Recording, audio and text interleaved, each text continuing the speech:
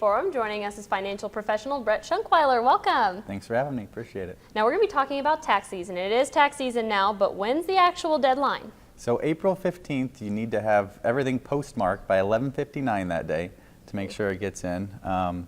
You can avoid long lines if you e-file. So that's one thing that I urge some people to do. Also, it's a quicker way to get a refund back too if you e-file compared to mailing it in. Yeah, definitely. That's what I did actually, and I got my refund I think in like a week, so it worked out really well. Yes, they're pretty fast at doing that. Now, what's something we should all remember, like the number one thing we should remember when doing our taxes? So the number one thing would be actually to get it right. You might say, all right, well, there's lots of different numbers to put in. What's the most common mistakes? The two most commonly missed errors is number one, getting your Social Security number correct.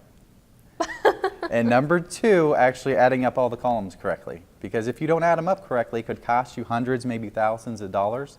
But also, if you add it up incorrectly in your favor too much, you might also get red flagged to get an audit done as well. And you don't want that, do you? No, you don't want that. Now, for those of us who might be procrastinating a little bit and maybe go past that deadline, can we get an extension? Yes, you can get an extension. So a lot of people think, oh, if I have to file an extension, that's looked down upon it, and it's actually not. The IRS would actually rather you get it right the first time. Rather than filing it and the numbers be wrong, they have to audit and come back. So when you file an extension, there's a couple things that you need to know.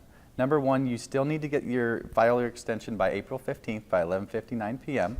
if you don't want to have a late filing fee. And then number two is if you owe money, you should write a check for what you think that you might owe, because even though you might file an extension, if you owe money, then you have to pay a late payment penalty. So if you say, hey, I owe $2,000, or you think you're going to owe $2,000, write that check, so therefore you can avoid that late fee. So moral of the story, get your taxes done, get them done on time, and get them right. Correct. Well, Brett, thank you so much for joining us today. Thank you. Have a good day. We'll be right back with our second midday guest. You're watching Channel 8.